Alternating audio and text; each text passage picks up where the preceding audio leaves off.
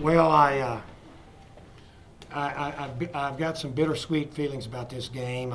I saw some good things from some subs. I was not happy with the effort on our starters on the defensive end. Uh, I think they're thinking about going home a little bit too quick.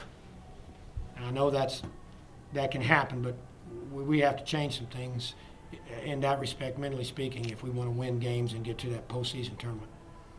And so I did not like the defensive effort of our team in the first half. 49 points and a half. I'm not going to say anything offensively.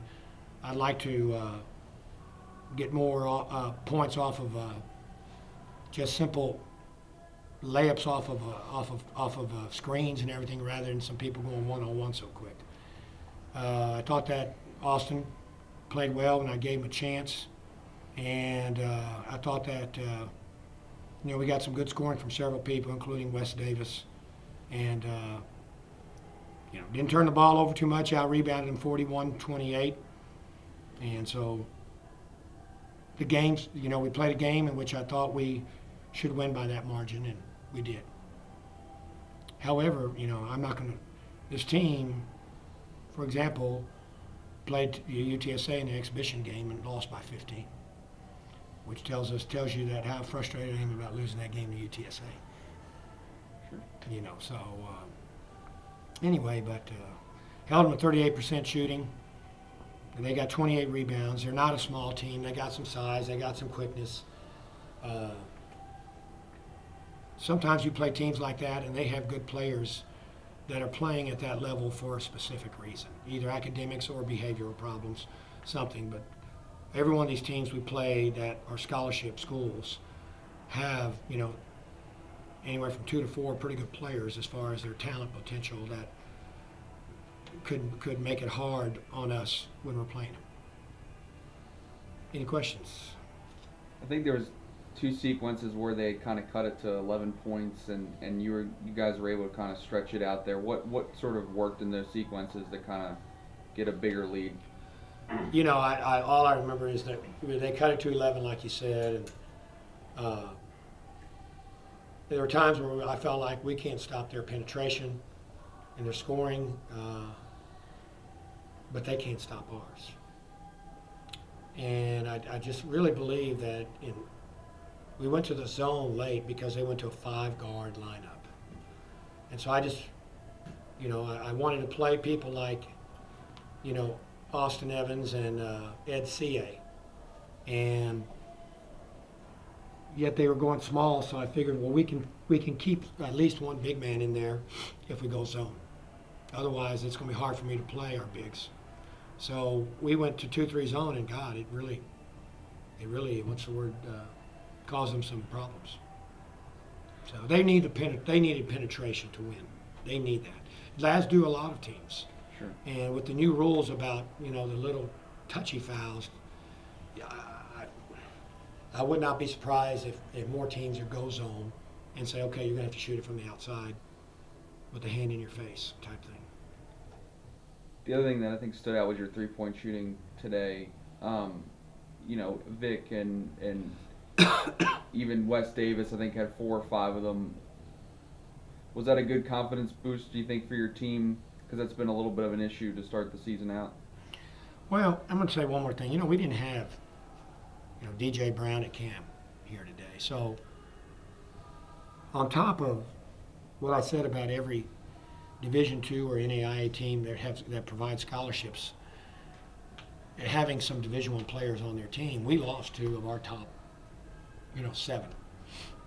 So it concerned me a little bit that we would be fatigued and not play up to our potential. When you put Christmas break, losing 2 players, I was concerned about this game more than people realize. They're a scholarship school. They're not a non-scholarship school, so they have some good players. But I think some players, as far as people who come off the bench, should feel good about themselves. People like Ed C.A., Austin, Victor had 11 points. So I was glad to see him, shoot the ball well, 3 for 4. I don't think Ethan played very well. He's going to have to do better. But I mean, we need some production from Ethan and Victor in terms of outside, shooting. Because otherwise, I think people are going to just drop in on Imani Gant and try to suffocate him whenever he catches the ball. But we shot 50, what did we shoot? 53% for the field. Held him at 38, which is okay. It's not, I told the team to hold them to 55. They gave up 56. And, so when your starters are not playing well and one of your starters is out, particularly your point guard, and Cam Naylor has been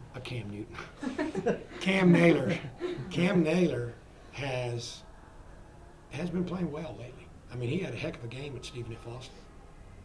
And so I think, there's some good things about this game, and then there's some individual negatives. I'll say that.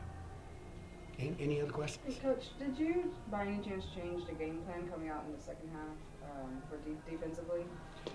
Or what did you tell I the didn't guys plan how- on it until, again, they went to those five guard lineup. And then I said, I wanted to play this young man, and I wanted to play Ed C.A. Yeah. And I felt like if I stayed with man-to-man, he would have been, Austin or Ed or even Kamani would have been guarding like a 6'2", 6'3" player. So I think almost out of necessity, based on what they did, I said, let's see what they can do against the zone. And because they went to a five-guard lineup, I don't think they knew how to run a zone offense, because I bet when they practiced their zone offense, they got a big man or a power forward in there. So when he put five guards in there, I bet those kids said, what do we do? They're in the zone. That's how it appeared to me. So I went to the zone based on what they put in the game and the desire to play my big guys. How do you feel your big man matched up against number 35? We didn't do a very good job. We did not. I'm talking not necessarily Ed and Austin. I'm talking about Imani and Kendall did not do a very good job against them. That's one of the things I'm disappointed about that I mentioned earlier. We just did not. We knew that whenever it went to him, he was going to put it on the floor and try to score. So it probably isn't all on our big men.